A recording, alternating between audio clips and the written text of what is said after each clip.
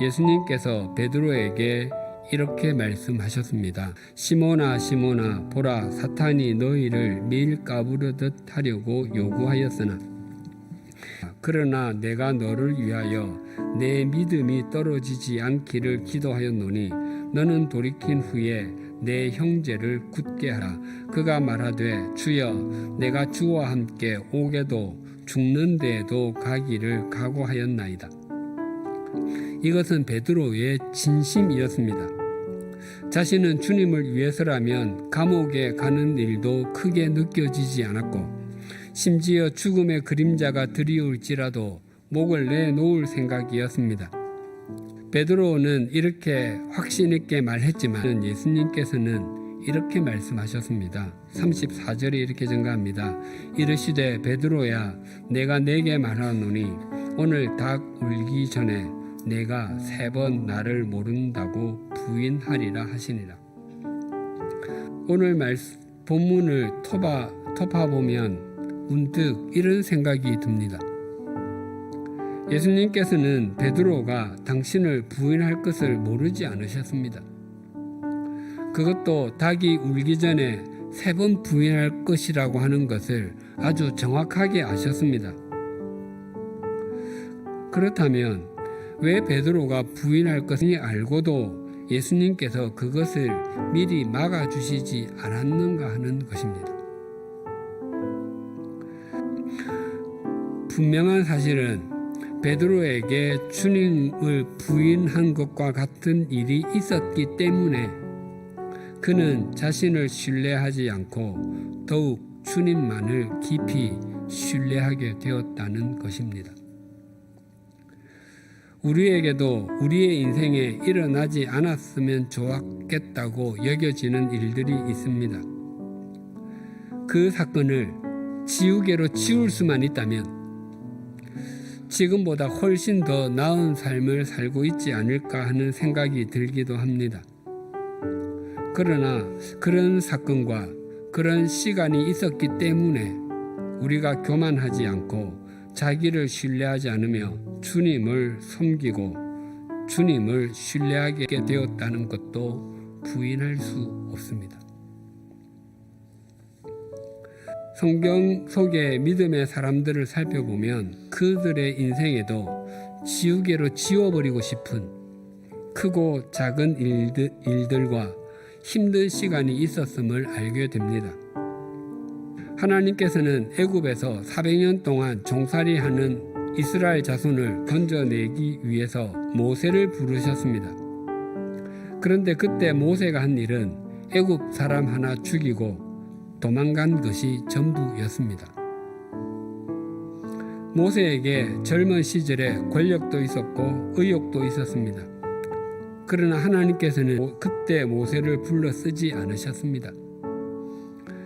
만약 그때 모세를 부르셔서 출애굽의 역사를 이루어냈다면 하나님께서 하신 일이 아니라 모세가 그의 권력으로 이루어낸 일이라고 말할 것입니다.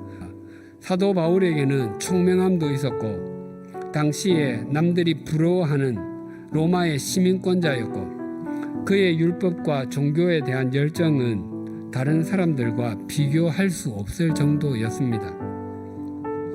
그런 그가 나는 죄인 중에 괴수입니다. 나는 달을 다 채우지 못하고 태어난 사람과 같습니다. 라고 고백했습니다. 그것은 단지 그의 겸손함의 표현이 아닙니다. 그것은 종교적인 열정으로 한 것이라고는 스데반을 죽이는 일, 그리스도인들을 박해하는 것이었습니다. 스데반의 스자만 들어도 주눅이 들었을 것이고 쥐구멍을 찾고 싶었을 것입니다.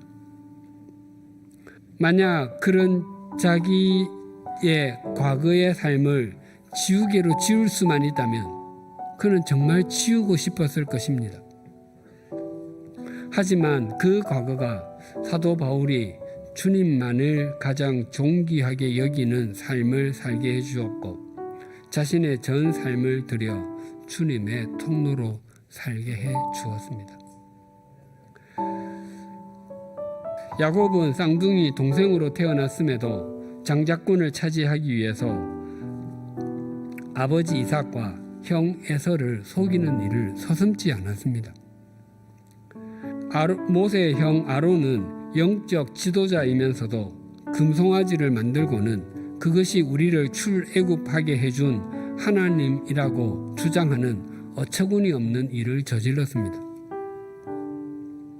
다윗의 밧세바 사건과 밧세바의 남편 우리아 장군을 살인 교사한 것은 치울 수만 있다면 치우고도 또 치우고 싶었을 것입니다. 솔로몬은 자신의 힘으로 나라를 꾸려가기 위해서 많은 정략 결혼을 했고 또한 우상 숭배에서 벗어나지 못했습니다. 선지자 엘리야는 갈멜산에서 하나님께서 불로 응답하시는 기적적인 체험을 했지만 이세벨 왕비의 도끼 서린 말 한마디에 더 이상 살고 싶지 않다고 불평했습니다. 예수님의 제자들도 예외가 아니었습니다. 오늘 본문의 베드로가 주님을 부인하게 되는 것을 포함해서 야고보와 요한 형제는 성격이 불같이 급하여 우레의 아들이라 불렸고 제자들이 서로 주님의 좌우에 앉겠다고 다툴 때 가장 앞서서 다투었습니다. 모든 사람에게는 지우고 싶은 부분도 있고 연약함과 완악함도 있습니다. 그럼에도 하나님께서는 그런 사람들을 만들어 가시며 당신의 통로로 사용해 오셨습니다.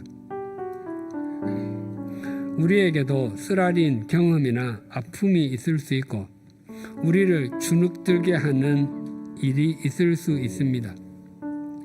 그래서 그 사건은 또 그 시간은 지우개로 지워버리고 싶기도 합니다. 그러나 가만히 생각해 보면 그 사건이나 그 시간 때문에 우리는 비로소 예수님을 인격적으로 만나게 되었고 나를 신뢰하기보다 하나님을 신뢰하게 되었고 더 성숙한 그리스도인이 될 수 있었습니다. 그래서 그런 사건, 그런 시간이 있었던 것은 내게 큰 복일 수 있습니다. 우리의 모습 있는 그대로, 연약하고 부족함 그대로, 허물투성이 상처난 그대로 주님 앞에 내어 놓으십시다. 그리고 하나님께 드려진 우리의 인생을 통해서 하나님의 뜻이 펼쳐지기를 기도하십시다.